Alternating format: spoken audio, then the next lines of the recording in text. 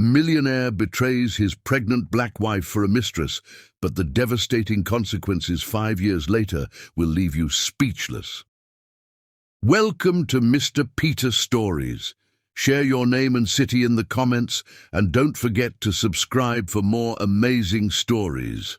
The crystal champagne flutes clinked softly against Nerissa Crafton's silver serving tray as she navigated through the maze of wealthy guests in the Loyer Estate's magnificent garden. At 23, with her dark curls pinned neatly beneath her waitress cap and her uniform pressed to perfection, she was just another invisible servant at Eleanor Loy's extravagant garden party, or at least she was supposed to be. "Champagne, sir?" she offered automatically, her eyes downcast as protocol demanded. But when she looked up, her breath caught in her throat. Mal Loy, the heir to the billion-dollar Loy Industries empire, was staring at her with an intensity that made her cheeks flush. "I've never seen you here before," he said, his voice carrying none of the condescension she'd come to expect from the elite guests who frequented these parties. His dark eyes sparkled with genuine interest, and for a moment Nerissa forgot about the social chasm between them. "It's my first week, Mr. Loy," she managed to reply, struggling to maintain her professional composure. At 6 feet tall, with broad shoulders and classical features that wouldn't look out of place on a Renaissance painting, Mal Loy was even more handsome up close than the magazine suggested. "Please call me Mal," he said, taking a champagne flute from her tray. His fingers brushed against hers for a fraction too long to be accidental. "And you are?" "Nerissa," she answered, acutely aware of the disapproving glances from other servers. "Nerissa Crafton." "Nerissa," he repeated as if tasting her name, "like the sea nymph from Shakespeare." She couldn't hide her surprise. Most people don't make that connection. Most people haven't spent their childhood being forced to memorize classical literature by an overbearing mother, he said with a wry smile, glancing across the garden to where Eleanor Loy held court among her social peers. Eleanor Loy was a force to be reckoned with in both business and social circles. Her steel-grey hair was always perfectly coiffed, her designer clothes impeccable, and her expression perpetually caught between a smile and a sneer. Even from a distance, Nerissa could feel the woman's calculated gaze sweeping the party like a searchlight. "Speaking of my mother," Mal continued, "she's been trying to introduce me to every eligible socialite in the city. I could use a rescue. What time does your shift end?" Nerissa's heart skipped a beat. "Mr. Loy, Mal, I don't think that would be appropriate." "Probably not," he agreed, his smile turning mischievous. "But I've never been very good at appropriate. Meet me by the rose garden at 9? The party will be winding down by then." Before Nerissa could formulate a response, a commotion near the fountain demanded her attention. One of the guests had dropped their glass, and her supervisor was frantically gesturing for her to clean it up. When she looked back, Mal had disappeared into the crowd, leaving her to wonder if she had imagined the entire encounter. The rest of her shift passed in a blur of serving drinks and dodging Eleanor Loy's critical stare. As 9 o'clock approached, Nerissa found herself facing an internal battle. Meeting Mal would be professional suicide. If they were caught, she'd certainly lose her job. But something about his genuine smile and the way his eyes had lit up when she recognized the Shakespeare reference tugged at her heart. At precisely 9, she found herself walking toward the rose garden, her uniform exchanged for the simple blue dress she'd worn to work. The garden was a masterpiece of landscape architecture, with climbing roses creating natural archways and the sweet perfume of hundreds of blooms filling the air. Mal was already there, his tie loosened and jacket discarded, looking more relaxed than he had during the party. He held 2 glasses of wine and a conspiratorial grin. "I was afraid you wouldn't come," he said, handing her a glass. "I almost didn't," Nerissa admitted, accepting the wine but not drinking it. "This could cost me my job." "I would never let that happen," Mal said seriously. but I had to see you again. There's something different about you, Nerissa. You're not like anyone else at these parties." "You mean I'm not rich?" she asked, a hint of defensiveness creeping into her voice. "I mean you're real," he replied, stepping closer. "Do you know how many conversations I had today about stock portfolios and summer homes? But you recognized a Shakespeare reference and blushed when I looked at you. That's more genuine than anything I've experienced in years." Under the moonlight, surrounded by roses and the distant sounds of the party, Nerissa felt like she had stepped into a fairy tale, but she wasn't naive. "Your mother wouldn't approve," she said softly. "My mother doesn't approve of anything I do," Mal laughed. "That's precisely why I'm going to ask you to have dinner with me tomorrow night. A real dinner, at a place where you don't have to serve anyone." Nerissa looked into his eyes, searching for any sign of insincerity, any hint that this was some cruel game. Instead, she found something that made her heart race: hope, admiration, and maybe, just maybe, the beginning of something extraordinary. "Yes," she heard herself say, even as her mind screamed about the complications and consequences. "I'd like that." What Nerissa couldn't see was Eleanor Loy watching from her second-floor balcony, her perfectly manicured nails digging into her palms as she watched her son with the waitress. In that moment, Eleanor began plotting, her mind already working on ways to protect her family's legacy from what she saw as a gold-digging intruder. But for now, in the perfumed sanctuary of the rose garden, Nerissa and Mal were lost in their own world, unaware that their fairy tale beginning would soon spiral into a story of betrayal, revenge, and ultimate redemption that would shake the foundations of the Loy Empire. "Tell me more about yourself," Mal said, leading her to a stone bench. "I want to know everything." And so began the story that would change both their lives forever, as the roses bloomed around them and the stars twinkled overhead, bearing silent witness to promises that would too soon be broken. Chapter 2. The Other Woman. 6 months after their moonlit meeting in the rose garden, Nerissa found herself living a dream she never thought possible. The marble floors of the Loy mansion echoed beneath her feet, no longer as a servant, but as Mal's wife. Their whirlwind romance had culminated in a simple but elegant wedding ceremony 3 months ago, despite Eleanor's barely concealed objections. Yet even in her happiest moments, Nerissa couldn't shake the feeling that she was still an outsider in this world of old money and older prejudices. That feeling intensified on the morning Eleanor Loy swept into the mansion's breakfast room, her Hermes scarf trailing behind her like a battle flag. She wasn't alone. Behind her stood a woman who seemed to embody everything Nerissa wasn't: tall, blonde, and dripping with the kind of confidence that came from generations of privilege. "Darling," Eleanor's voice dripped honey-coated venom, "I don't believe you've met Victoria Winters. Her father and your father were old friends at Yale. Victoria just returned from finishing her MBA at Oxford." Mal looked up from his newspaper, and Nerissa caught something flicker across his face. Recognition, perhaps, or something more. Victoria stepped forward with practiced grace, her Louboutin heels clicking against the marble floor.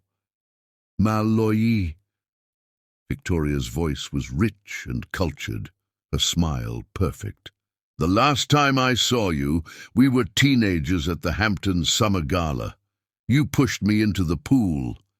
Mal laughed, the sound warming the cool morning air. "I remember. You were wearing that ridiculous pink dress. And you ruined it completely." Victoria smiled, settling into the chair Eleanor pulled out for her. "Daddy was furious." Nerissa sat quietly, watching the exchange with growing unease. She placed a protective hand over her still flat stomach, the secret of her pregnancy burning inside her. She'd planned to tell Mal tonight over a romantic dinner, but suddenly the moment felt threatened. "Victoria will be joining the board of Loy Industries," Eleanor announced, helping herself to coffee. "We need fresh perspectives, especially now that we're expanding into European markets." Mal's eyebrows rose. "I wasn't aware we were making board changes." "It was your father's wish before he passed," Eleanor said smoothly. "Harrison Winters, and he had discussed it years ago. Victoria's expertise in international finance makes her perfect for the position." Over the next few weeks, Victoria became an increasingly present figure in their lives. Board meetings ran late into the evening, and Mal's phone buzzed constantly with texts about urgent business matters. Nerissa tried to squash her growing suspicions, focusing instead on preparing for the baby. But she couldn't ignore the way Victoria seemed to anticipate Mal's needs, or how her husband's eyes followed the blonde executive across rooms.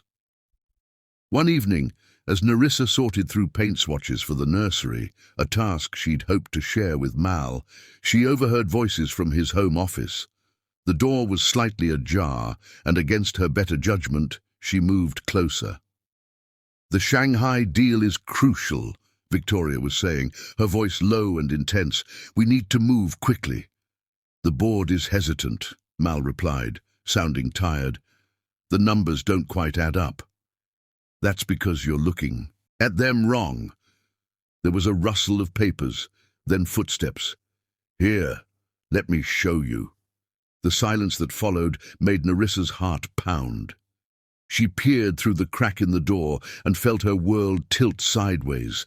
Victoria stood unnecessarily close to Mal, her perfume probably filling his senses as she leaned over his shoulder, pointing at something on his laptop. Her free hand rested on his shoulder, thumb moving in small circles. "See?" Victoria's voice was barely above a whisper. "Sometimes you need to look at things from a different perspective." Mal didn't move away. Instead, he turned his head slightly toward Victoria, their faces inches apart. "You've always had a way of making things clearer." Nerissa backed away from the door, her hands trembling. That night, Mal came to bed late, smelling of expensive perfume and regret. When she pretended to be asleep, he didn't try to wake her. The following weeks brought more changes. Eleanor began hosting frequent dinner parties, always seating Victoria near Mal while relegating Nerissa to the far end of the table. Business trips multiplied, always with Victoria in attendance. The whispers among the house staff grew louder. They'd seen this pattern before, with Mal's father and his numerous indiscretions. One rainy afternoon, Nerissa was returning from her doctor's appointment, where she'd heard her baby's heartbeat for the first time, alone, when she decided to surprise Mal at the office. She carried a recording of the heartbeat on her phone, still hoping to share this moment with him. The elevator opened directly into the executive floor of Loy Industries. Victoria's assistant's desk was empty, but light spilled from beneath the closed door of Victoria's office. As Nerissa approached, she heard sounds that made her blood run cold. Soft laughter, the clink of glasses, murmured words. She stood there, frozen, as Eleanor Loy emerged from around the corner. The older woman took in Nerissa's presence with a mix of triumph and feigned concern. "Oh dear," Eleanor said, her voice carrying just enough to be heard through the door. "I didn't expect to find you here." The sounds from Victoria's office abruptly ceased.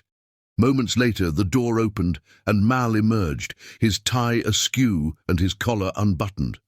Behind him, Victoria leaned against her desk, a champagne glass dangling from her manicured fingers. "We were celebrating the Shanghai deal," Victoria offered, not even attempting to hide her satisfaction.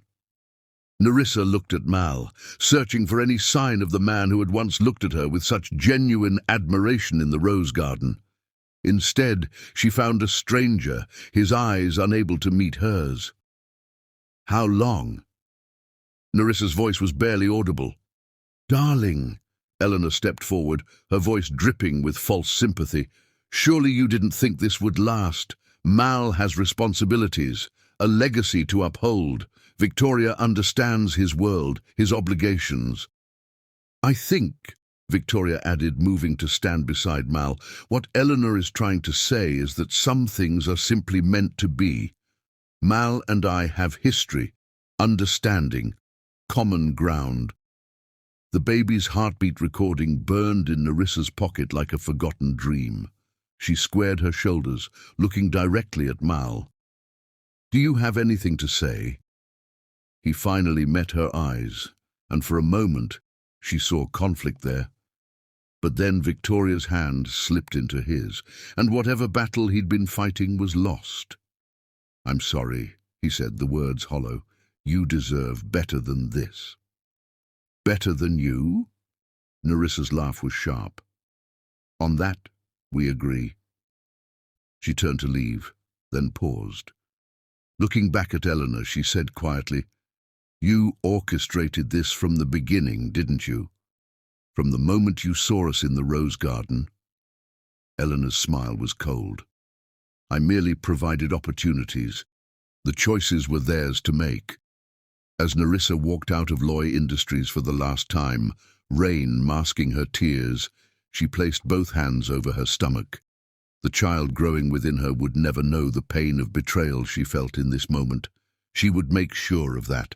What she didn't know then was that this end was really a beginning. The beginning of a journey that would transform her from a betrayed wife into a force of nature, and the start of a revenge so complete it would shake the foundations of the Loy Empire to its core. Behind her, Eleanor Loy watched her departure with satisfaction, unaware that she had just created not a victim, but an avenger. Victoria celebrated her victory with expensive champagne, not knowing she was merely a pawn in a game bigger than she could imagine. And Mal, for all his wealth and power, had just made the biggest mistake of his life, one that would haunt him long after the triumph of this moment faded into bitter regret. Chapter 3. The Betrayal. The rain hadn't stopped for 3 days, as if the heavens themselves were mourning alongside Nerissa. She sat in the library of the Loy mansion, her hands protectively cradling her 5-month pregnant belly, watching raindrops race down the floor-to-ceiling windows. The grandfather clock's steady ticking counted down the moments until her world would officially shatter. She'd spent the last week in a daze after discovering Mal's affair, refusing to leave the mansion despite Eleanor's not-so-subtle suggestions that she should take some time away. The staff walked on eggshells around her, their pitying glances more painful than any words could be. Some had been here long enough to remember similar scenes playing out with Mal's father and his various indiscretions. History repeating itself in the most cruel way. The sound of car tires on wet gravel drew her attention. Through the rain-streaked glass, she watched a convoy of vehicles approach. Mal's black Bentley, Eleanor's silver Mercedes, and behind them, Victoria's red Tesla, right on schedule for the execution. Nerissa's hand found the locket around her neck, a gift from Mal on their wedding day. Inside was a tiny picture of them in the rose garden where they first met, both laughing at some forgotten joke. She'd worn it every day since, but now its weight felt like a noose. The mansion's heavy front door opened, and voices echoed through the marble hallway. Nerissa didn't turn around when they entered the library. She could picture them perfectly. Eleanor in her designer suit, probably Chanel, Victoria hovering at Mal's side like a vulture in stilettos, and Mal himself, torn between his guilt and his desire to get this over with. Nerissa. Mal's voice was strained, formal. We need to talk. About what? She asked, still watching the rain. About how you've been sleeping with Victoria. About how your mother orchestrated this entire thing. Or about how you're going to try to justify throwing away your pregnant wife. The sharp intake of breath behind her suggested that perhaps Victoria hadn't known about the pregnancy. Good. You're pregnant? Victoria's voice wavered slightly. Now Nerissa turned, facing them with dry eyes and straight shoulders. 5 months. I tried to tell you the day I found you in Victoria's office, Malaysia. I had just heard our baby's heartbeat for the first time. Alone. Mal's face paled, but Eleanor stepped forward, ever the puppet master. "This changes nothing," she said smoothly. "Arrangements will be made, of course. The child will want for nothing." "Arrangements?" Nerissa laughed, the sound brittle. "Is that what we're calling it when you discard a pregnant woman like yesterday's garbage?" "Be reasonable," Eleanor's voice hardened. "You must have known this couldn't last. Mal needs someone who understands our world, our responsibilities. Victoria comes from the right background, has the right connections." "And spread her legs at the right time," Nerissa cut in, watching Victoria flinch. "Tell me, Victoria, did Eleanor approach you, or did you volunteer to be the replacement?" "That's enough," Mal finally found his voice. "This isn't Victoria's fault." "No," Nerissa agreed, standing up. "It's yours. You're the one who made vows to me. You're the one who promised love, loyalty, and forever. You're the one who's choosing to walk away from your child." She moved to the antique desk where she'd left the ultrasound photos from her last appointment. Picking them up, she walked to Mal and pressed them into his hands. "It's a girl," she said softly. "She has your profile already. I hope she doesn't inherit your capacity for cruelty." Mal stared at the photos, his hands trembling slightly. For a moment, something like regret crossed his face, but Victoria's hand on his arm seemed to steel his resolve. "My lawyers have prepared a generous settlement," he said, not meeting her eyes. "You'll be well taken care of." "Keep your money," Nerissa interrupted, reaching up to unclasp the locket. "I'd rather have my dignity." The necklace made a soft clicking sound as she set it on the desk. Eleanor cleared her throat.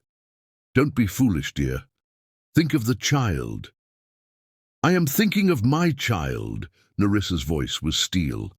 "I'm thinking I don't want her to grow up believing that money can buy morality, or that betrayal is acceptable if it comes with a big enough check."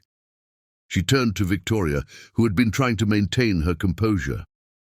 "He'll do the same to you, you know, once his mother finds someone more suitable, or once you're no longer young and exciting. Ask the staff about Mal's father if you don't believe me." Victoria's perfectly made-up face showed a flicker of uncertainty, but she lifted her chin. "Our situation is different. Mal and I have history." "You have manipulation and convenience," Nerissa corrected. "I had love, real, pure, honest love, until you and Eleanor poisoned it." Thunder crashed outside, as if emphasizing her words.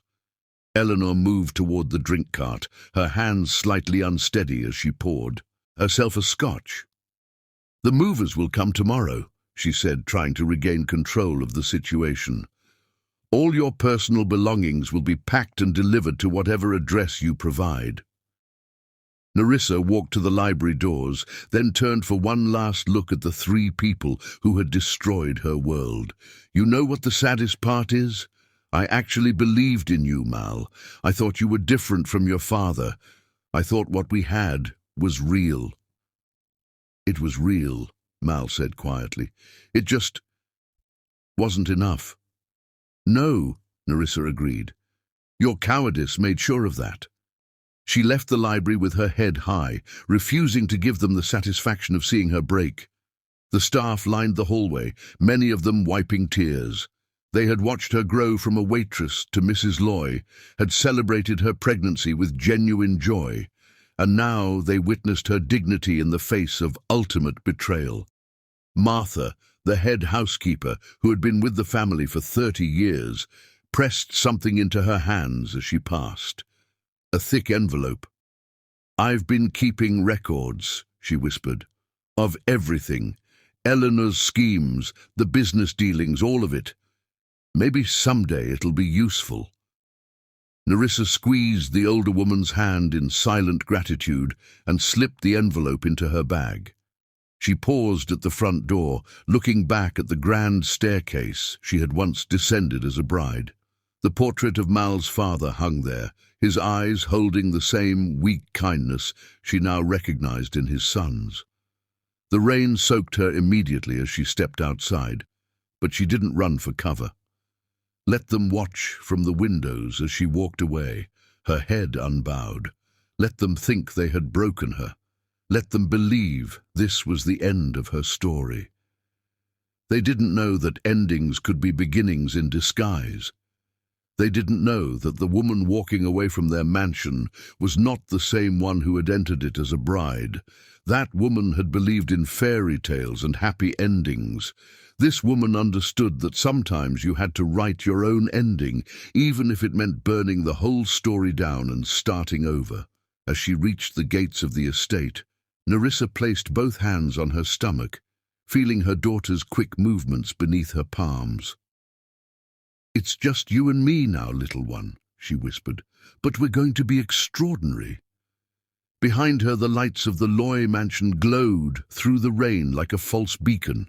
Eleanor would be celebrating now, Victoria would be planning her takeover, and Mal would be trying to convince himself he had made the right choice. Let them celebrate, let them plan, let them deceive themselves. They had no idea what they had just created. In the taxi that arrived to pick her up, Nerissa opened Martha's envelope.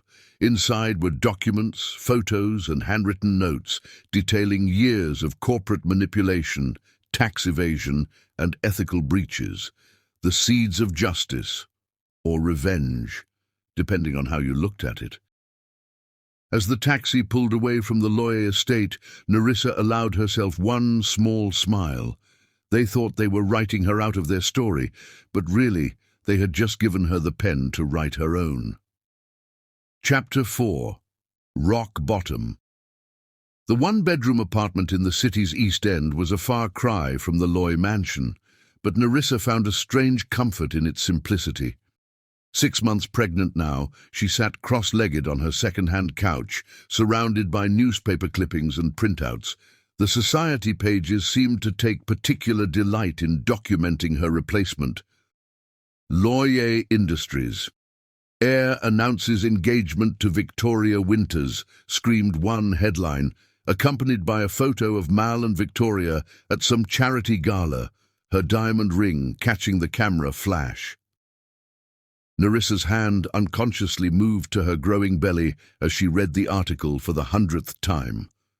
Whirlwind romance, they called it, carefully dancing around the timeline that would make it clear their relationship had begun, while Mal was still married to her. Eleanor's influence, no doubt, keeping the messier details out of the press. A sharp kick from her daughter made her smile, despite the pain. "You don't like those stories either, do you, little one?" The apartment buzzed with the sound of her ancient air conditioning unit struggling against the summer heat. On her coffee table, Martha's envelope lay open, its contents meticulously organized into categories: financial irregularities, board manipulation, tax schemes, and personal indiscretions. The former housekeeper had been more thorough than anyone could have imagined, documenting nearly 2 decades of the Loy family's secrets. A knock at the door startled her from her thoughts. Through the peephole she saw James Chen, the lawyer who had helped her refuse Mal's settlement. He'd taken her case pro bono, saying something about karma and justice that had made her wonder if he had his own history with the Loys. "You look terrible," he said by way of greeting, setting down his briefcase and loosening his tie. "When's the last time you ate something that didn't come from a vending machine?" Nerissa gestured vaguely at an empty takeout container. "I had Chinese. Yesterday. Or maybe it was Tuesday." James frowned, pulling out his phone. "I'm ordering real food, and then we're going to talk about what you're doing with all this." He nodded at the papers scattered around her. While they waited for the food, Nerissa showed him what she'd discovered in Martha's records. James's eyes widened as he read through the documents. "This is comprehensive," he said finally. "Martha must have been planning this for years." "She watched Eleanor destroy other women before me," Nerissa explained. "She kept everything, hoping someone would eventually use it." The doorbell rang, their food arriving, and James insisted they clear the coffee table before eating. Over pad thai and spring rolls, he studied her with concern. "You know," he said carefully, "you could use this information to negotiate a better settlement, private schools, trust funds, comfortable life for you and the baby." "No." Nerissa's voice was firm. "I don't want their money. I want—" "Revenge," James supplied. "Justice," she corrected, but her smile was sharp. "Although I suppose the line between the two can be rather thin." James leaned back, considering her. "What exactly are you planning?" Nerissa stood, moving to the window. Below, the city sprawled out, its lights twinkling like fallen stars. Somewhere out there, Mal and Victoria were probably celebrating their engagement, while Eleanor pulled strings to ensure everything appeared perfect on the surface. "Did you know I was studying business administration before I met Mal?" she said suddenly. "Night classes at the community college. Everyone assumes I was just a waitress who got lucky, but I had dreams of my own." "I didn't know that," James admitted. "3 semesters completed with straight A's," she continued. "I stopped when we got married because Mal said I didn't need to work anymore. Funny how things turn out." She turned back to face James, her eyes glinting with determination. "I'm going back to school. Online classes, business and finance. I'm due in 3 months, and I'll need flexibility." "And the information," James gestured at Martha's documents. "That's for later," Nerissa said. "Much later, when they've forgotten about me, when they think they're safe." A particularly strong kick made her pause, placing both hands on her belly. "She's active tonight." James watched her for a moment, then reached into his briefcase. "I've been doing some research of my own," he said, pulling out a file. "The Loye Empire isn't as solid as it appears. Their Asian markets are shaky, and their European expansion is built on some questionable partnerships. One wrong move could bring it all down," Nerissa finished. She sat back down, picking up her abandoned tea. "Tell me more." As James laid out his findings, Nerissa felt something shift inside her. Not the baby this time, but something deeper. The pain of betrayal was still there, but it was crystallizing into something harder, something useful. The next few weeks passed in a blur of online classes and doctor's appointments. Nerissa threw herself into her studies, absorbing everything she could about corporate finance, market analysis, and business strategy. Her tiny apartment became a command center of sorts, with whiteboard walls covered in notes and flowcharts. She took a part-time job at a local coffee shop, refusing to touch the money in her account from before. The work was exhausting, especially with her advancing pregnancy, but it kept her mind occupied during the day. At night, she studied until her eyes burned, fueled by a combination of determination and prenatal vitamins. The society pages continued their breathless coverage of Mal and Victoria's engagement. Each photo, each article was carefully clipped and added to a growing collection, not out of nostalgia, but as fuel for the fire building inside her. One rainy evening, as she was closing up the coffee shop, she saw them. Mal and Victoria, huddled under a shared umbrella, ducking into the luxury jewelry store across the street. Victoria's laughter carried across the rain-slicked pavement, and for a moment Nerissa's chest tightened with a pain so acute she could barely breathe.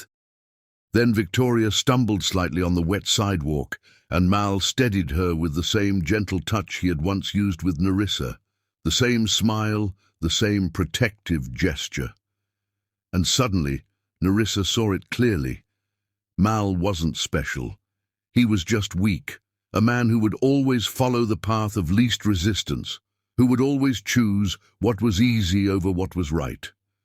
That night she sat at her small kitchen table, Martha's documents spread before her, and began to truly plan. Not just dream of revenge, but architect it. James had been right about the vulnerabilities in the Loye Empire. All it would take was the right pressure points, the right timing, and a woman with nothing left to lose. She worked through the night, mapping out companies, connections, and potential weak points. When morning came, she had the beginnings of a strategy that would take years to implement but would be worth every patient moment. As she finally lay down to rest, her daughter kicked again, strong and insistent. "I know, little one," Nerissa whispered, running her hands over her belly. "Mommy's going to teach you something important. Sometimes the best revenge isn't swift or violent. Sometimes it's careful, patient, and absolutely complete." A week later, she received an invitation to Mal and Victoria's engagement party.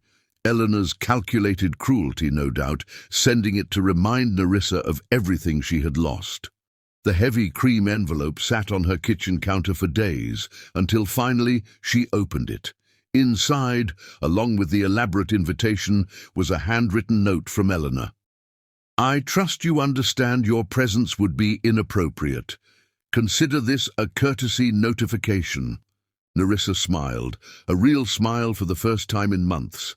She took the invitation and pinned it to her planning wall, right in the center where she would see it every day.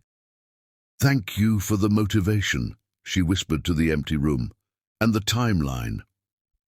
That night, she dreamed of roses and rain, of betrayal and justice. But for the first time, she didn't wake up crying. Instead, she woke up planning. Rock bottom, she was discovering, could be a foundation if you were strong enough to build on it. Chapter 5. The Phoenix Rises. Hope Crafton came into the world on a stormy October night, screaming with a fury that seemed to match her mother's determination.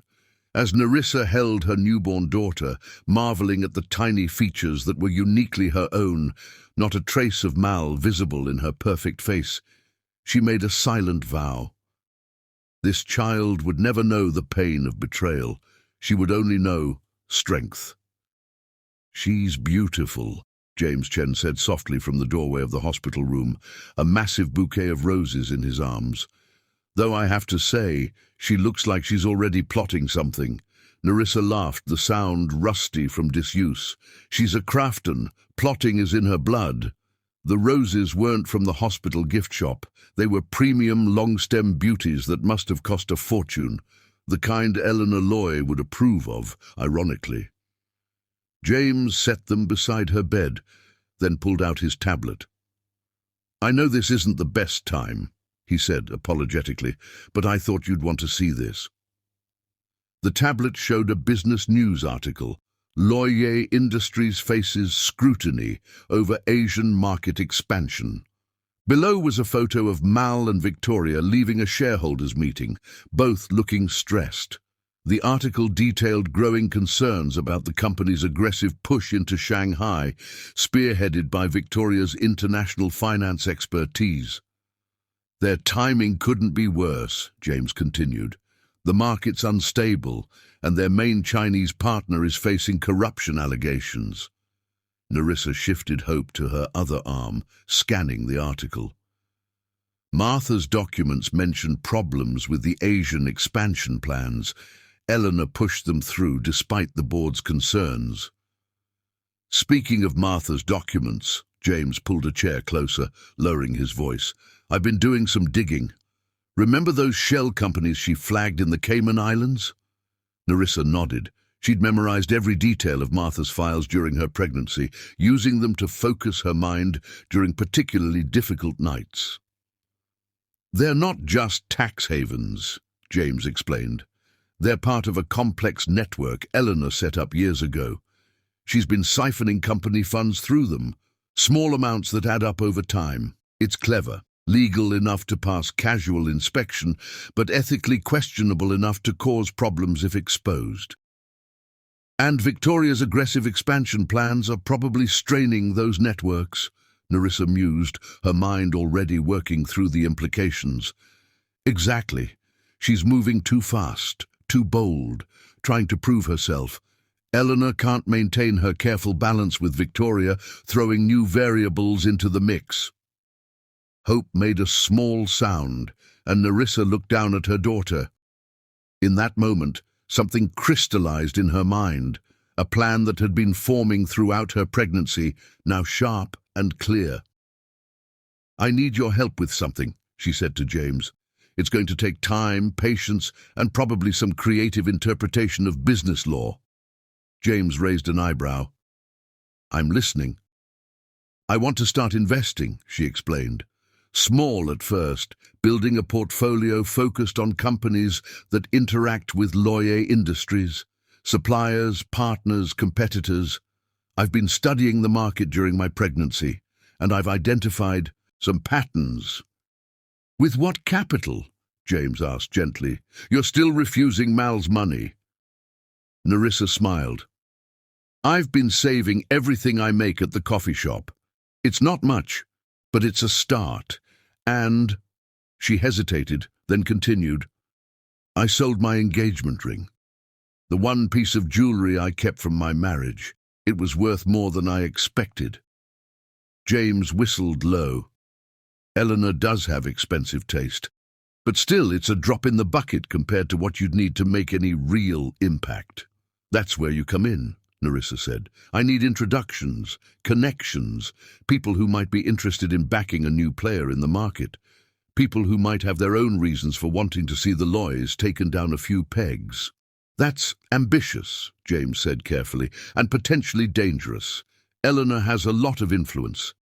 "Eleanor has a lot of enemies too," Nerissa countered. "Martha's documents proved that. We just need to find the right ones."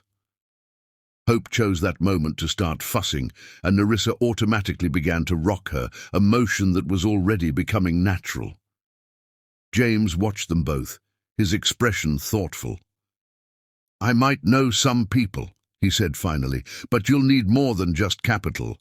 You'll need a solid plan, impeccable timing, and—" "A new identity," Nerissa finished, "at least in the business world. The wronged ex-wife of Mal Loy won't be taken seriously, but a fresh face with insider knowledge and a killer instinct, that's someone people might bet on." Over the next few months, as Hope grew from a newborn to an infant, Nerissa's plan took shape. During the day, she was the dedicated single mother, working her coffee shop job, taking care of her daughter, living a quiet, unremarkable life. But at night, after Hope was asleep, she transformed. James introduced her to carefully vetted investors, people who had their own histories with the Loys, who saw the potential in her strategic mind and burning determination. She started small, making conservative investments that showed consistent returns. Each success built her credibility. Each profitable quarter added to her war chest. She created a new professional persona, Neri Craft, a sharp-eyed investment specialist who seemed to have an uncanny ability to predict market trends. The name was close enough to her own to feel natural, but different enough to avoid immediate connection to her past. 6 months after Hope's birth, she made her first significant move. A small manufacturing company that supplied specialized parts to Loy Industries was struggling, its stock price dropping. Using a combination of her own money and backing from her new investors, she acquired a controlling interest through a series of discreet purchases. The company's board was surprised to find their new majority shareholder was a young woman with innovative ideas for modernization and expansion. Within 3 months, she had turned the company around, making it more profitable than ever, and quietly raising its prices to Loy Industries by just enough to impact their bottom line without justifying a supplier change. It was a small victory, but it proved her concept. More importantly, it proved to her investors that she could deliver results. One evening, as she was reviewing quarterly reports with Hope, sleeping peacefully in her portable crib nearby, she received a text from James. "Turn on the business news." The television showed Mal and Victoria at another press conference, but something was different. The strain between them was visible now, their practiced smiles not quite reaching their eyes. The reporter was discussing growing concerns about Loy Industries' expansion plans, with several major projects facing delays and cost overruns. "Sources suggest internal tensions between traditional management and newer leadership," the reporter said, the camera focusing on Victoria's tight expression. The company's stock has dropped 12% this quarter." Nerissa muted the television, a small smile playing on her lips. She walked to the window of her new apartment, modest by Loy standards, but significantly better than her first post-divorce home. The city lights sparkled below, and somewhere out there, Eleanor Loy was probably having a very unpleasant evening. Hope stirred in her crib, making the soft sounds that usually preceded waking. Nerissa lifted her daughter, breathing in her sweet baby scent. "Watch and learn, little one," she whispered. "Mommy's teaching you that sometimes the best revenge isn't quick or flashy. Sometimes it's patient, methodical, and absolutely ruthless." On her desk, her laptop showed the latest acquisition she was considering, a key logistics provider for Loy Industries' European operations. The company was undervalued, its management open to new leadership. More importantly, it was vital to Victoria's ambitious international expansion plans. Nerissa looked at Hope, then at the laptop, then at the muted television still showing Mal's strained face. "The phoenix rises from ashes," she murmured, "but first it has to burn everything down." She settled Hope back in her crib and returned to her work. There were empires to topple, after all, and she was just getting started. Chapter 6. The Chess Game Begins. 3 years after her dismissal from the Loy estate, Nerissa Crafton had reinvented herself as a formidable player in the world of corporate acquisitions. Under the banner of Crafton Enterprises, she operated in the shadows, her true identity masked by a labyrinth of shell corporations and intermediaries. Her strategy was precise: target companies that played pivotal roles in Loy Industries' supply chain, acquire them quietly, and then leverage that control to tighten the noose around her adversaries. Victoria Winters Loy, now firmly ensconced as Mal's wife, was proving to be every bit the pawn Nerissa had anticipated. Despite her MBA and promises of innovation, Victoria's focus had shifted away from the boardroom and into the glittering world of galas and charity events. The demands of Eleanor's social empire consumed her, leaving her ill-prepared to deal with the increasingly subtle disruptions Nerissa orchestrated. Mal, meanwhile, had retreated into his role as the dutiful son and CEO, his once sharp instincts dulled by years of following Eleanor's directives. The cracks in Loy Industries' foundation were becoming more apparent, though the family remained blind to their origin. Eleanor Loy continued to wield her influence with an iron fist, dismissing dissenting voices and doubling down on the company's outdated strategies. It was precisely this hubris that Nerissa exploited. Her latest move had been a stroke of brilliance, acquiring Greystone Logistics, a mid-sized shipping company responsible for nearly 40% of Loy Industries' European distribution. Greystone had been struggling for years, its outdated fleet and inefficient operations weighing it down. Nerissa saw potential where others saw failure. Through Crafton Enterprises, she purchased Greystone for a fraction of its value, immediately implementing cost-cutting measures and modernizing its infrastructure. Within 18 months, the company was not only profitable but indispensable to Loy Industries' expansion plans in Europe. The chess game began in earnest when Loy Industries launched a high-profile campaign to strengthen its European presence. Victoria had championed the initiative, touting it as a personal triumph, while Mal and Eleanor basked in the reflected glory. But as the campaign rolled out, delays began to mount. Key shipments failed to arrive on schedule, sparking whispers among shareholders and competitors. At first, the delays were attributed to logistical hiccups, a natural part of any large-scale expansion. But as the issues persisted, Victoria's credibility began to erode. Nerissa watched from her modest yet elegant office, sipping tea as she reviewed the latest reports from Greystone. Every late shipment, every missed deadline, was another move on the board, another step closer to her endgame. Her network of allies had grown considerably. James Chen remained a trusted confidant, his legal expertise invaluable in navigating the complex world of corporate takeovers. Through him, Nerissa had cultivated relationships with other disillusioned former associates of the Loye family, people who had been cast aside or underestimated by Eleanor's machinations. These allies provided her with insider knowledge, helping her predict and counter Loye Industries' every move. One such ally was Samuel Dreyer, a former CFO who had resigned under mysterious circumstances years ago.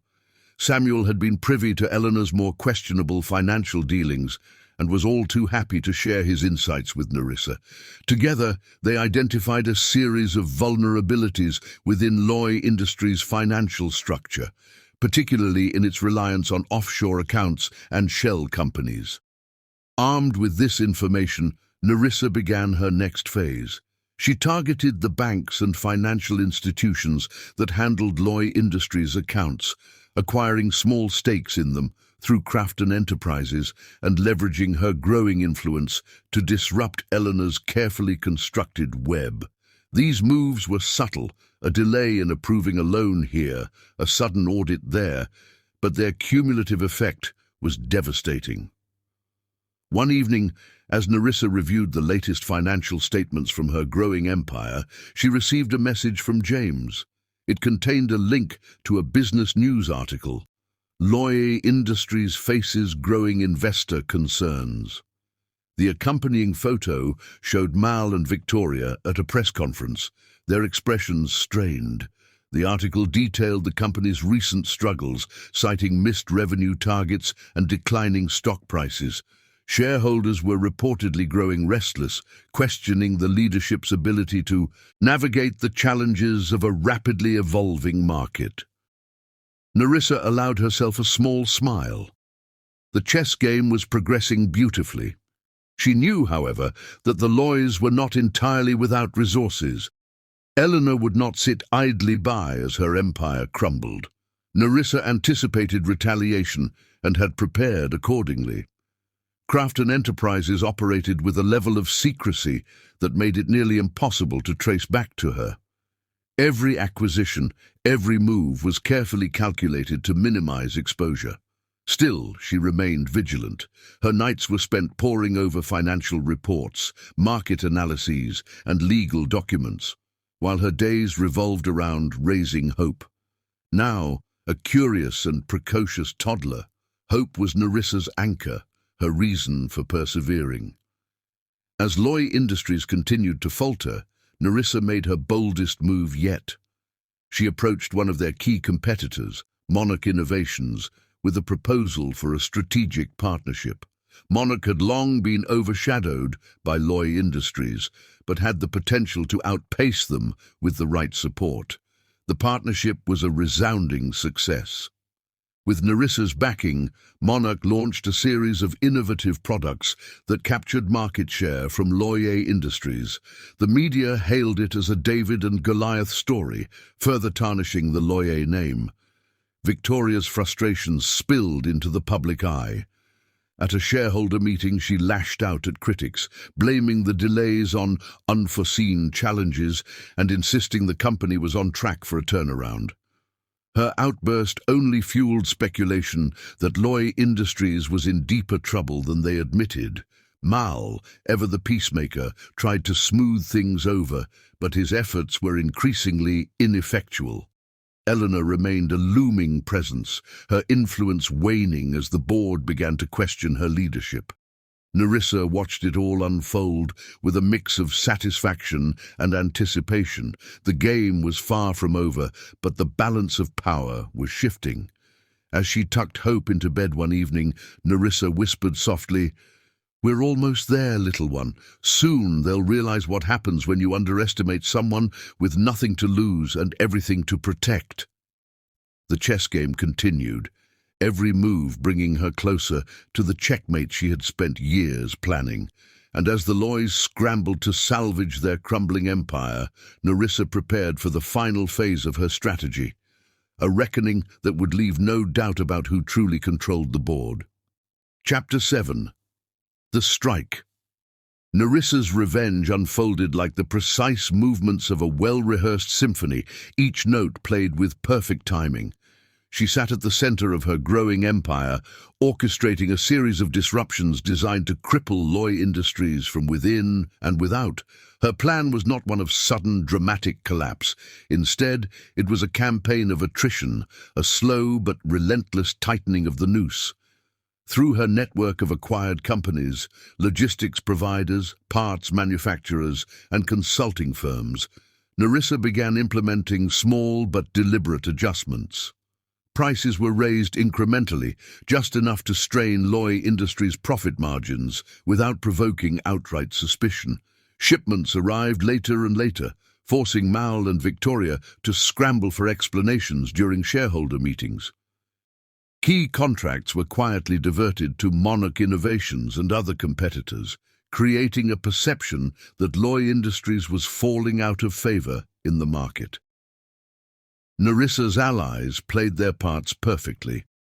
James continued to provide legal cover for her operations, ensuring her growing empire remained insulated from Eleanor's watchful eyes.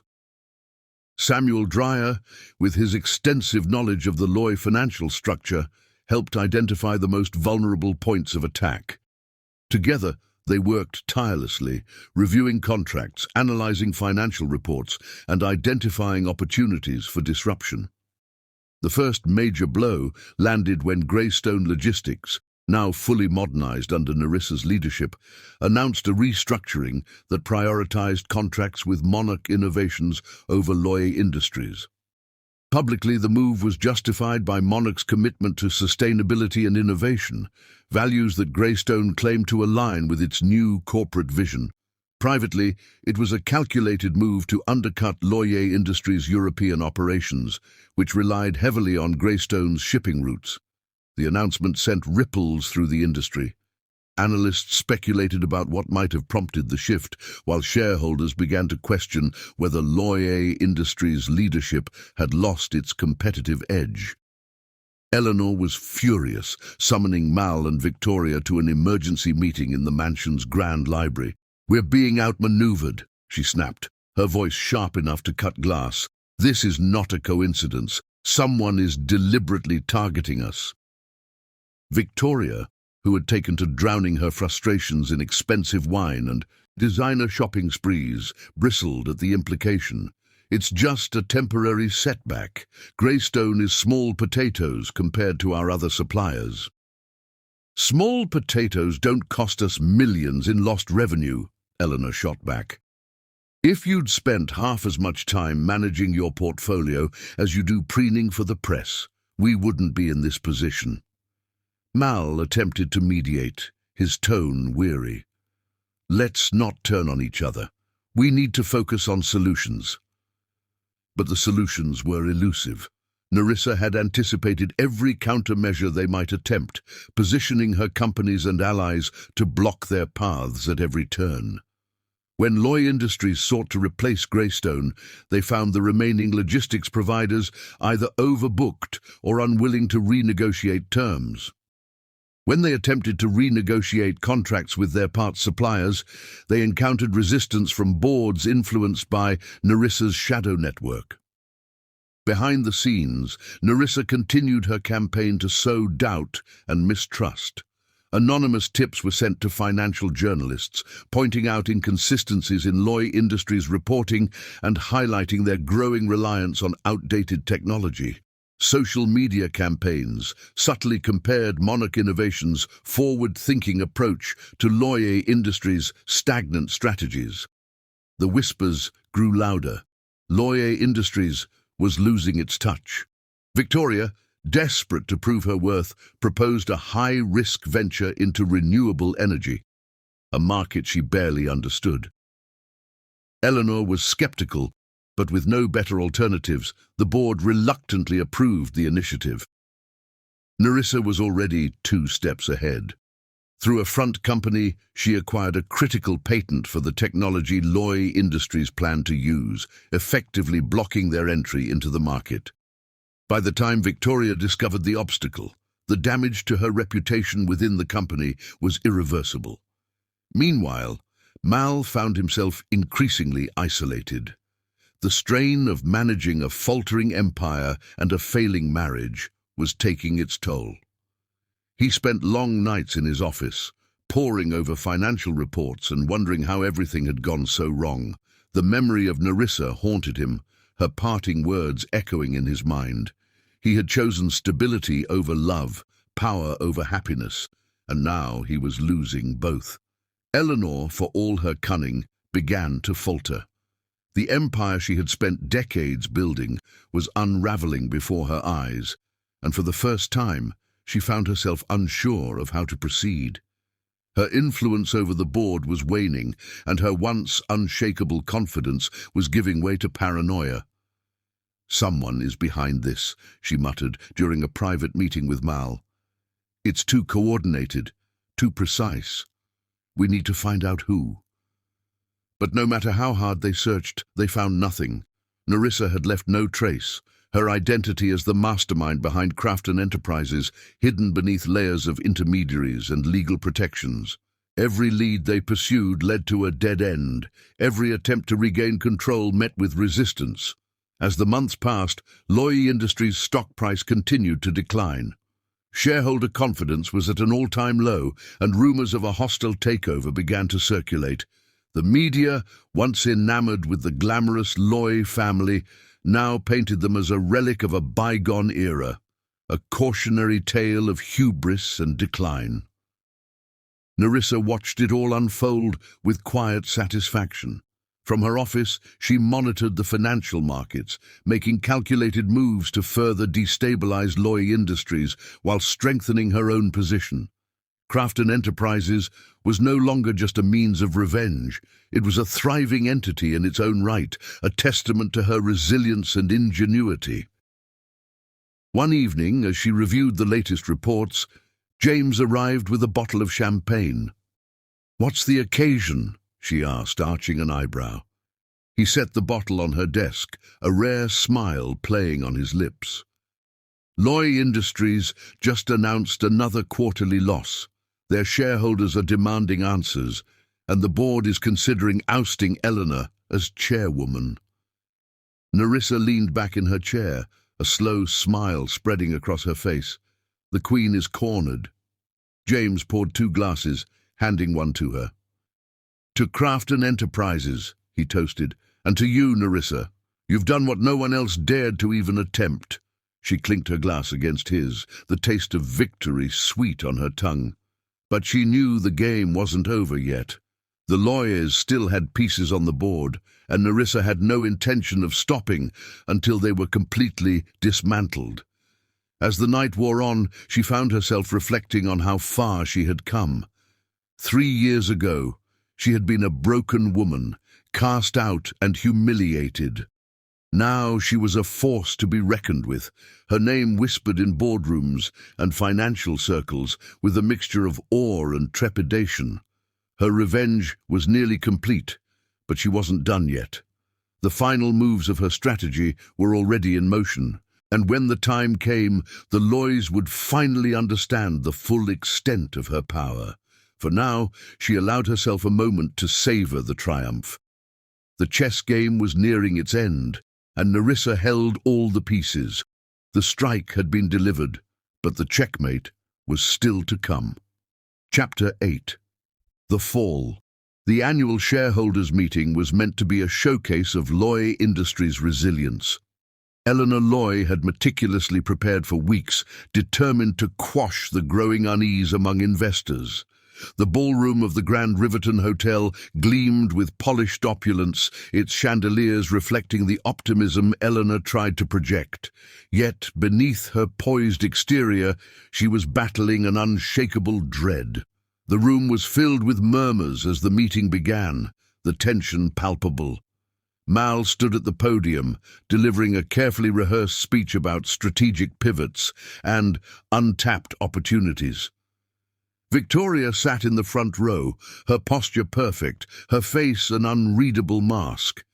Eleanor observed the scene from her seat on the dais, her fingers gripping the arms of her chair as if holding on to the last vestiges of control. The shareholders listened with polite detachment, their faces betraying doubt. They had endured too many excuses, too many missed targets. Confidence in the Loy name was eroding, and the murmurs of a potential shake-up were growing louder. As Mal concluded his presentation, a man from the back of the room stood and cleared his throat. He was middle-aged, impeccably dressed, and carried an air of authority that silenced the room. "My name is Daniel Prescott," he began, "and I represent Crafton Enterprises, one of Loy Industries' key supply chain partners." Eleanor stiffened. She knew of Crafton Enterprises, a rising entity in the business world, but had never uncovered the identity of its owner. The company had been an increasing thorn in her side, but its influence had grown so subtly that she'd never quite managed to pin it down. Daniel gestured toward the entrance. "I believe our founder and CEO would like to address the shareholders directly." All eyes turned to the doorway as Nerissa Crafton entered, her every step deliberate, her head held high. She wore a tailored navy suit that exuded power and confidence, her hair swept into a sleek bun. For a moment the room was silent, the collective shock palpable. Eleanor's face drained of color. Mal's eyes widened in disbelief. Victoria shifted uncomfortably, the veneer of calm slipping from her expression. Nerissa took her place at the podium, her gaze sweeping the room. When she finally spoke, her voice was calm, steady, and unyielding. "Good morning, esteemed shareholders," she began. "I appreciate the opportunity to address you today. For those unfamiliar with Crafton Enterprises, allow me to explain our relationship with Loy Industries." She paused, letting the weight of her words settle over the room. Over the past 3 years, Crafton Enterprises has strategically acquired companies that form the backbone of Loy Industries' operations: logistics, manufacturing, technology, you name it, we've secured it. As of today, Crafton Enterprises controls over 60% of the supply chain on which Loy Industries depends. The room erupted in gasps and murmurs. Cameras flashed as reporters furiously typed notes. Nerissa continued undeterred. "This control has not been exercised lightly. However, given recent events and Loy Industries' inability to adapt to changing markets, we have decided to adjust our business priorities." She looked directly at Eleanor, her voice cutting like a blade. "Effective immediately, all contracts with Loy Industries will be renegotiated under significantly revised terms." Eleanor stood abruptly, her face a mask of rage. "This is an outrage," she hissed. "You won't get away with this, Nerissa."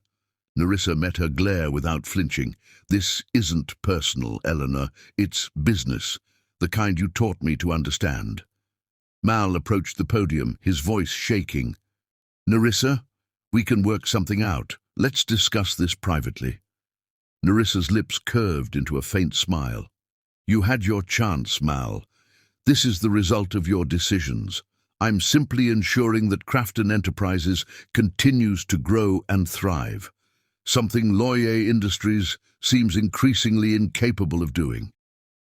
The board members exchanged panicked glances. Shareholders muttered among themselves, their confidence in the Loy family crumbling with every word.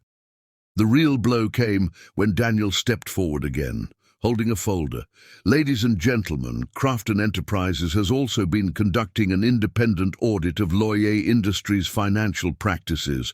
What we've uncovered raises significant ethical and legal concerns."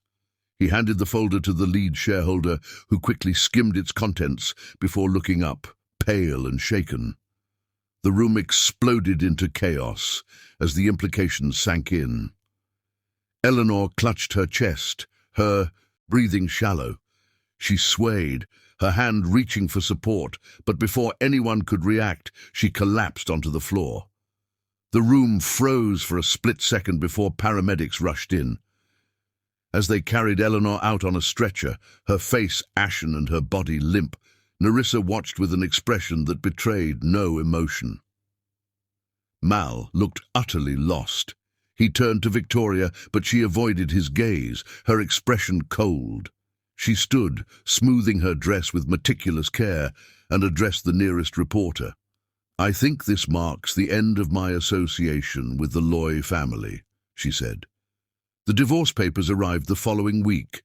Victoria wasted no time, ensuring her settlement stripped Mal of half his remaining personal assets. She was gone within days, leaving him to face the fallout alone. With Eleanor incapacitated and Mal floundering, the board of Loy Industries voted unanimously to remove him as CEO. The company's stock price plummeted, its once mighty reputation in tatters. Nerissa watched it all from her office, her victory bittersweet. The empire that had betrayed and discarded her lay in ruins. Crafton Enterprises, meanwhile, stood as a testament to her strength and resilience. As she stared out the window at the city skyline, her phone buzzed with a notification. It was a message from James. "Checkmate." She smiled, her gaze shifting to the framed photo of Hope on her desk. "We did it," she whispered, her voice filled with quiet triumph. The Loys had fallen, and Nerissa Crafton had risen from the ashes, stronger than ever. Chapter 9. Redemption. Eleanor Loy lay in the sterile confines of her hospital room, the beeping of monitors a stark reminder of her fragility. The once indomitable matriarch of the Loy family was now a shadow of her former self, her body weakened by the stroke, and her spirit diminished by the realization of what her life's work had wrought. She had always prided herself on control over her family, her business, her legacy. But as she faced the reality of her own mortality, Eleanor found herself questioning the value of that control. It had not brought her joy, nor had it ensured the happiness of those she claimed to protect. Instead, it had sown division, heartbreak, and ruin. Eleanor requested a pen and paper. Her hands trembled as she began to write, the effort exhausting but necessary. Each word was a reckoning, a confession, and finally, an apology. "Dear Nerissa, if you are reading this, it means I have left this world, and I owe you words I should have spoken long ago. I have spent my life building walls, guarding my family's name, and ensuring what I believed to be security. But in doing so, I failed to see the harm I caused, the hearts I broke, and the happiness I destroyed. You were a bright light in my son's life, a light I extinguished out of fear and prejudice. I see now that my actions were not protective, but destructive. I manipulated Mal, orchestrated your downfall, and welcomed Victoria not because she was better for him, but because she fit the image I wanted to preserve. It was wrong. I was wrong, and I am sorry. You deserved kindness and respect, not the cruelty I inflicted. Mal deserved the freedom to follow his heart, and I denied him that as well. In my obsession with control, I alienated my family and destroyed the very legacy I sought to protect. I know it is too late to undo the damage, but I hope that these words might bring you some peace. You have proven yourself stronger and wiser than I ever imagined. You built a life, a legacy, on your terms, and for that, I admire you. If there is one thing I can offer you, it is this, my blessing for whatever it is worth, and my hope that you will continue to thrive, not out of revenge, but out of the boundless potential I now see in you. Take care of Hope. She is your true legacy. With deepest regret, Eleanor Loy. The letter, sealed and addressed to Nerissa, was delivered shortly after Eleanor's passing. When Nerissa opened it, seated at her kitchen table with Hope playing nearby, she read it once, then again. Her initial reaction was skepticism. After all, Eleanor had been a master manipulator, but as she read the words a third time, she recognized the sincerity in them. The weight of Eleanor's apology was heavy, but it also brought unexpected relief. For years, Nerissa had carried the bitterness of betrayal, and while the apology could not undo the past, it allowed her to begin releasing some of that burden. A week later, Mal called. It was not the confident, polished voice she remembered, but one that trembled with vulnerability. "Hi, Nerissa," he began hesitantly. "I know I'm the last person you want to hear from, but I wanted to say I'm sorry." She listened silently, letting him continue. "Losing the company, Victoria, and now my mother. It's made me realize how blind I've been. You tried to warn me, and I ignored you. I let my weakness and fear of standing up to her destroy us. You didn't deserve what happened, and I'll regret it for the rest of my life." There was a long pause. "I'm not asking for anything.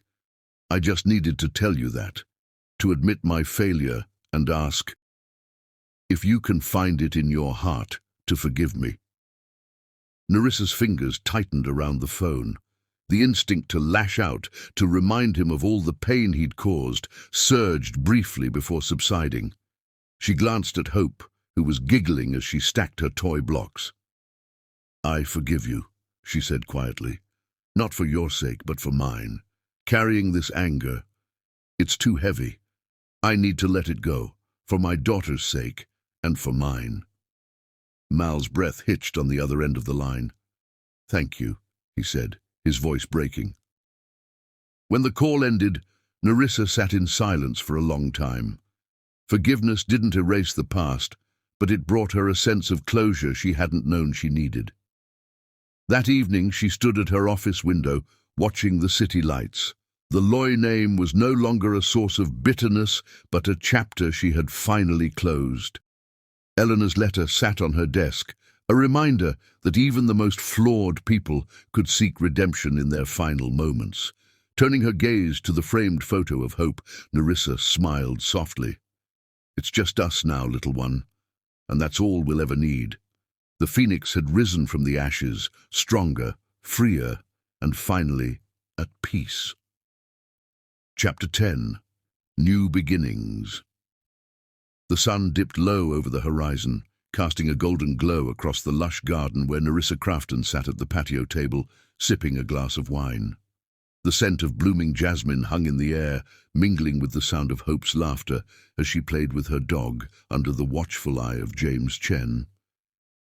The scene felt like something out of a dream, but this was Nerissa's reality, a life she had built with her own hands, on her own terms.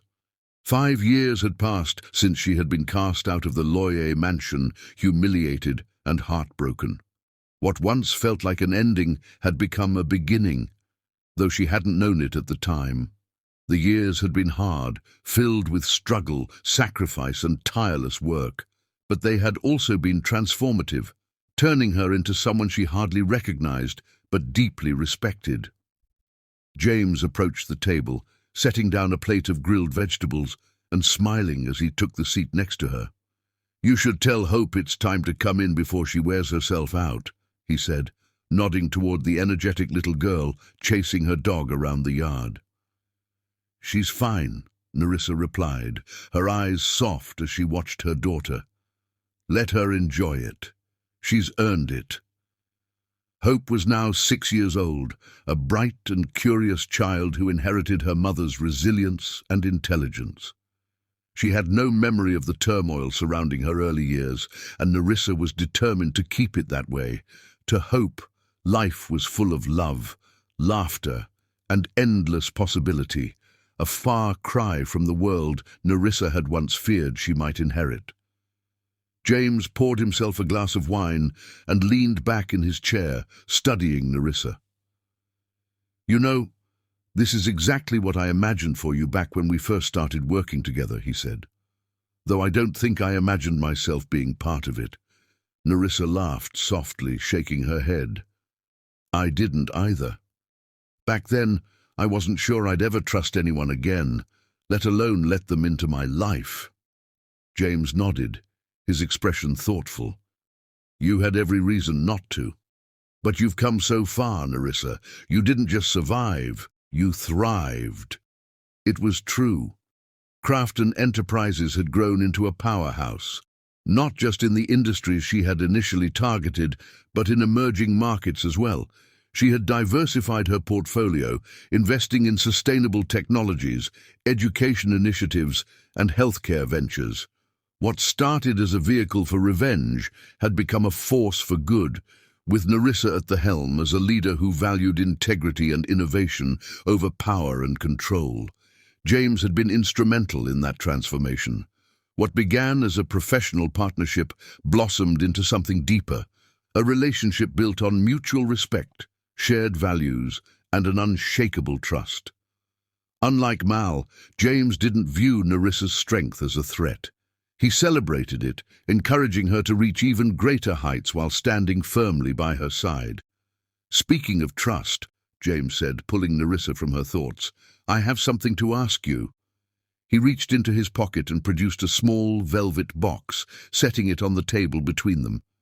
Nerissa's breath caught as she stared at the box, her mind racing. James opened it, revealing a simple but elegant diamond ring. "Nerissa Crafton, will you marry me?" For a moment, she said nothing, her heart pounding as she thought about everything that had brought her to this moment. The betrayal, the heartbreak, the struggle, and finally the healing. She glanced toward Hope, who was now sitting in the grass, braiding wildflowers into her dog's collar, completely unaware of the significance of the moment. "Yes," Nerissa said, her voice steady and certain. "I will." James slipped the ring onto her finger, his smile wide and genuine. "You won't regret this," he promised. "I know," Nerissa replied, leaning in to kiss him. "I wouldn't have said yes if I wasn't sure." As they sat together, watching the sunset and the little girl who had become the center of their world, Nerissa felt a peace she hadn't known in years. She thought back to the woman she had been 5 years ago, broken, angry, and consumed by a need for justice. That woman would have been astounded by the life she had built, not just for herself, but for Hope and the family they were creating together. Meanwhile, Mal Loyer was living a very different reality. After the collapse of Loyer Industries, he had started over with a small consulting firm, focusing on helping struggling businesses rebuild. It was humbling work, far removed from the luxury and power he once took for granted. But it had taught him the value of trust, honesty, and integrity, lessons he wished he had learned sooner. Occasionally, Mal would see Nerissa and Hope at industry events. She had become a respected figure in business circles, her success a testament to her vision and determination. Mal would watch from afar, noting how her presence lit up the room, how effortlessly she commanded respect. Hope was growing into a vibrant, confident young girl, and Mal could see the love and stability that surrounded her. He never approached them. He knew his place in their lives was gone, and he had no right to disrupt the happiness they had built. Instead, he watched with quiet admiration, grateful that Nerissa had found the peace and fulfillment he had once denied her. As the evening deepened, Nerissa and James called Hope inside. The three of them sat together on the couch, reading bedtime stories and laughing over Hope's animated retellings of her adventures in the garden. When Hope finally drifted off to sleep, Nerissa tucked her in and stood for a moment, watching her daughter's peaceful face. "Sometimes," she whispered, "life doesn't just give us second chances. It shows us that the first one wasn't what we needed." In the end, Nerissa's revenge wasn't about destroying Mal or Eleanor's empire. It was about reclaiming her own power and creating a life that mattered. She had lost a husband, but gained an empire, lost a family, but built a stronger one. And as she stood in the quiet warmth of her home, Nerissa Crafton knew she had found exactly where she was meant to be. Rise above betrayal. To every woman who has faced betrayal and heartbreak, remember, betrayal is not the end of your story. It is the beginning of a new chapter. Like Nerissa Crafton, you have the power to transform pain into purpose and loss into strength. Betrayal may break you for a moment, but it can never define you. What defines you is how you rise, how you rebuild, and how you reclaim your life on your own terms. Your worth is not tied to anyone's actions or approval. It is intrinsic, unshakable, and yours to own. Let this story remind you that the most meaningful revenge is not in destruction, but in creation, building a life that reflects your strength, your resilience, and your dreams. Surround yourself with people who uplift you, embrace your potential, and never fear standing tall in the face of adversity. Sometimes life's hardest trials are the catalysts for your greatest triumphs. Trust in your ability to rebuild, even when it feels impossible. The pain you endure today is the foundation of the wisdom and strength you will carry tomorrow. You are more than what happened to you. You are what you choose to become. Rise, shine, and thrive. Your story is far from over, and the best is yet to come. Life's hardest trials lead to the greatest triumphs. Subscribe for more inspiring stories and motivation.